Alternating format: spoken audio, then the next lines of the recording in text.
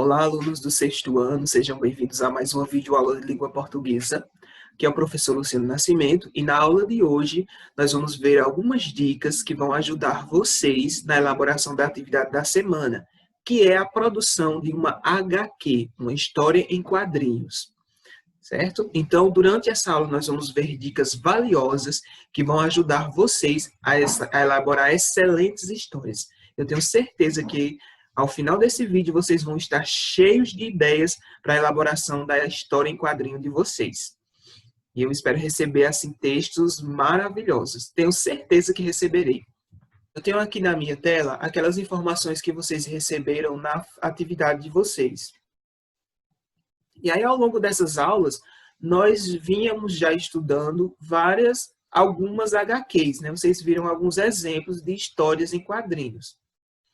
Só que agora chegou o momento de vocês produzirem a própria HQ de vocês.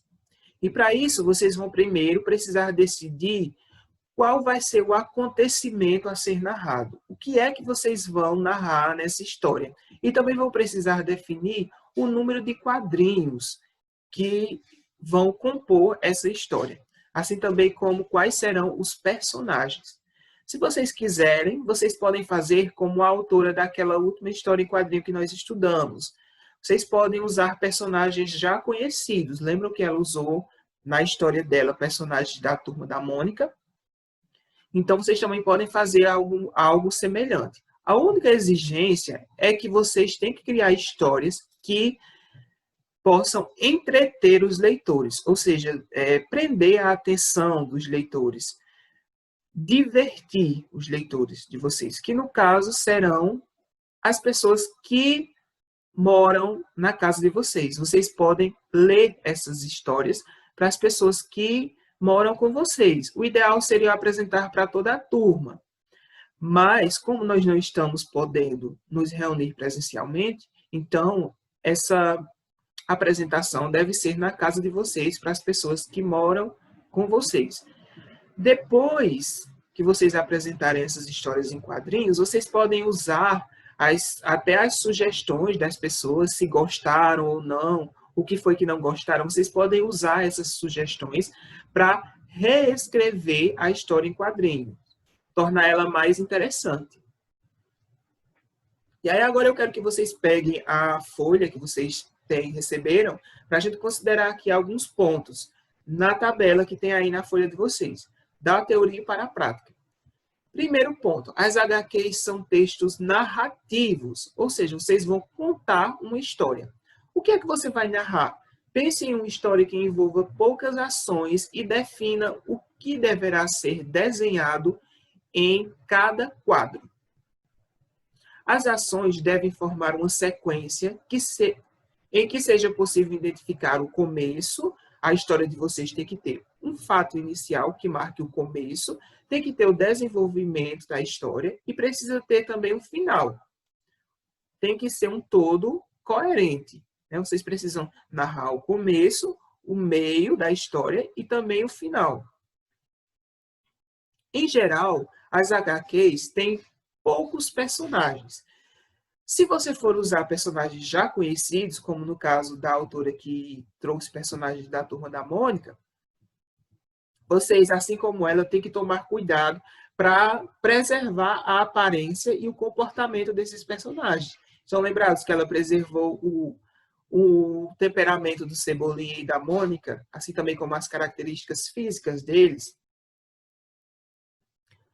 Outro ponto. Nas HQs, predomina a linguagem coloquial, que é aquela linguagem mais informal, que se aproxima da linguagem que nós utilizamos no nosso dia a dia, com os nossos amigos, com os nossos parentes em casa.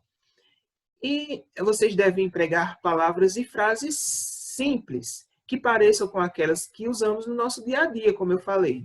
Embora nas HQs sejam representadas falas de personagens, em geral, não são usadas abreviações, por exemplo, como tá ou tô, né? Vocês, ao invés de usar expressões como essa, vocês colocam está ou estou, dependendo da intenção que vocês tenham também nessa história em quadrinhos.